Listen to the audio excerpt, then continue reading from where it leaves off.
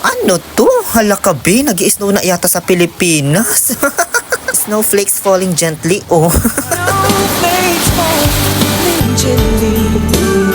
Ay, nagko-cornal lang pala ng mais. So, ito na po yung kasunod matapos naming paarawan sa loob ng 3 araw yung mga na-harvest naming mais. O, mag-recap muna tayo ha, kasi marami pa akong hindi nasabi doon sa part 1 kahit sobrang haba na nung video. Tusok, baba sa kanan, baba sa kaliwa, punsil depak. Tusok, baba sa kanan, baba sa kaliwa, pitas, tadyak. O, kabisado mo na ba? Huwag mo nang pangarapin na matutuhan pa to, baka pagsisihan mo lang.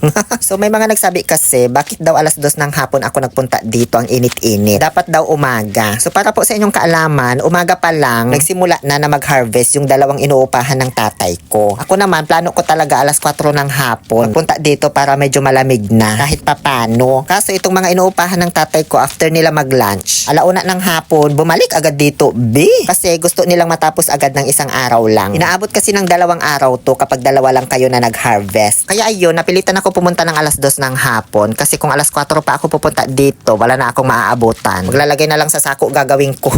Pwede rin pala mag-harvest ng mais sa gabi. Kung ayaw ninyong mainitan, maraming gumagawa niyan dito. Lalo na kapag kabilugan ng buwan kasi maliwanag ang bukid sa gabi. Tapos magdala lang ng flashlight o solar light, ganon. Wala nga lang light differential, same rate pa rin, ganon. Kere na yan kasi 40 pesos naman isang sako, no? Hindi gaya noon, naabutan ko pa dati 15 pesos per sako. So, pagkatapos naming ma-harvest yung mga bunga ng mais, nasa 21 na sako lahat yan. Ibinilad muna namin dito sa tapat ng bahay namin sa loob ng 3 araw. Bago cornalin o yung ipapasok ba sa Treasure Martires, ganon. At nung napakiramdaman na namin pwede naman na, tuyo na siya. Sinimulan na namin kopkopin ni Sam para ibalik na ulit sa sako. Diba? Pagkatapos ibuhos, ibabalik na naman. Hindi naman siya masyadong nakakapagod. Mas nakakapagod pa nga itong ginagawa nung nagbibideo kasi tignan nyo papalit-palit siya ng location.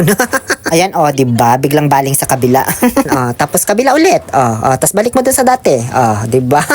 Sumakit tuloy ulo ko habang ini-edit.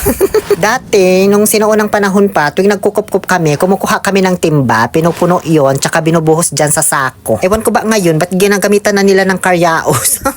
Ang sakit pa naman sa balakang ito. O siya, okay na yan, ibaling mo na ulit dun sa kabila para pare-pareho tayong magkandahilo dito ba? Ayan, ganyan, tama yan. Hiluhin natin ang sambayan ng Pilipino.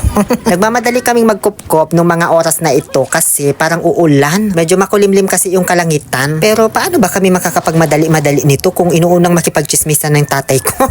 Nagkukwentuhan kasi sila dyan kung ano na daw nangyayari sa Batang Quiapo. Dugalatan niya istorya sirin, tani walay sasambu medyaya, pasensya kila. Matapos naming maisako lahat ng mga pinaaraw naming balibal, kinabukasan, nagulat ako. South Korea ba ito o Northern Europe? Akala ko kung nag-i-snow na dito sa Pilipinas. Kinukornal lang pala itong mga mais. Diyan nagsisimula yung proseso sa may taas. Pinapasok yung mga mais na nakasako dyan gamit yung kamay. Pwede mo rin isama yung kamay mo kung gusto mo.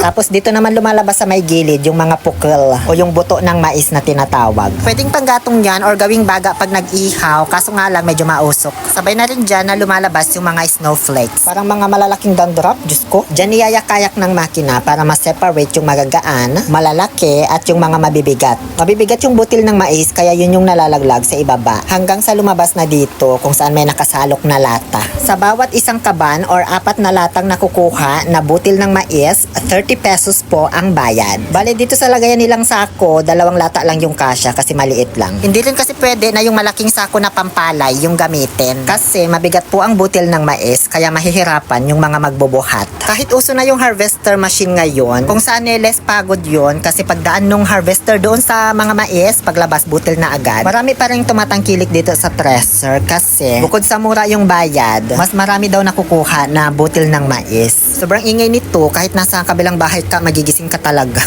Tapos, ano pa bang sasabihin ko tungkol dito sa Treasure Martires Cavite na ito? Wala na siguro, ang dami ko nang nasabi Sige, okay na yan, patayin nyo na.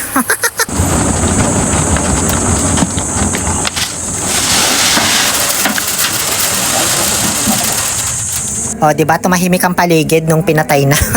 Ayan lahat yung mga nakuhang butil doon sa 21 sako na balibal. Bahala na kayong magbilang kung ilan. Balibal kasi tawag sa amin kapag nakakapit pa sa pukol or buto yung mais. Pero kapag naging butil na parang ganyan, di bukol o butil yung tawag.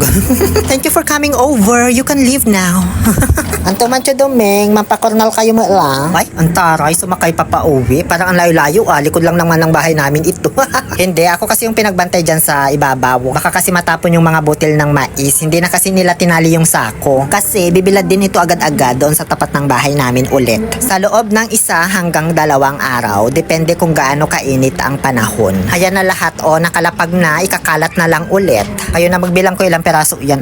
Katulad ng pagbibilad doon sa palay, kailangan mo rin itong halu-haluin from time to time. Every 30 minutes, ganyan. Depende na lang kung gaano kakapal yung pinapaaraw mo. So, syempre, dahil sa bida-bida na naman ako, maghahalo-halo ako dyan, kunwari. Pero yung totoo, kakahalo lang yan ng tatay ko. Rumarampa lang talaga ako dyan. Nagsuot na naman ako ng mga protective gear, syempre, kasi ayokong umitim. Nag-shades na rin ako kasi nakakasilaw yung kulay niya. Masyadong matingkad, lalo na kapag nasisikatan ng araw ba. Ang sakit sa mata. Yun bang pag matagal kayo nakatitig dyan, tapos titingin ka sa madilim, biglang buburagas yung paningin mo. Ganun. Hindi ko na nabidyohan yung pagkop-kop nila dito nung ibebenta na kasi may ginawa ako. May schedule yata ako nun for Bembang, parang ganun yung naaalala ko. Pati nung tinimbang na ito, hindi ko na rin nabidyohan kasi hindi ako tinawag. Ngayon, dumiretso na kami dito ng nanay ko sa may bumibili ng mais para i-claim na yung datong na pinagbentahan. Ang dami niyan, Diyos ko, tunilada yung bigat niyan siguro. Kasama na yung mais namin dyan, nakahalo na, pero hindi sa amin yan lahat ha. Konti lang yung amin. Pinapasok nila kami dito sa may loob kasi dito iaabot yung pera. Syempre, hindi pwedeng mag-abutan doon sa labas.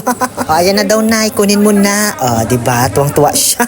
May tiwala naman kami dito sa buyer kasi sila na yung laging bumibili ng mais namin. Pero syempre, bibilangin pa rin ng nanay ko para makasigurado tayo kasi pera ito, diba? Ayan nga, tuwang-tuwa yung nanay ko habang nagbibilang kasi meron na daw siyang pamparhinoplasty. Ayan pala yung presyo ng pinagbentahan, 42,260 pesos sa 2,457 kilos na mais. Kayo na mag-divide para sa presyo niya per kilo. Alam ko nasa 17 point something pesos ganon ang per kilo. Kasama na pala dyan yung hinarvest galing sa ibang mga lupain na sinaka ng tatay ko. So yun lamang po, dito na natatapos ang aking documentary about sa manual na pag-aani ng mais. Muli ito po ang inyong Happy Pill Oliver Castro na nagsasabing no to toxicity, let's make people happy. Please like, share, and follow for more. Milyura, Winston Milyura, Winston Milyura.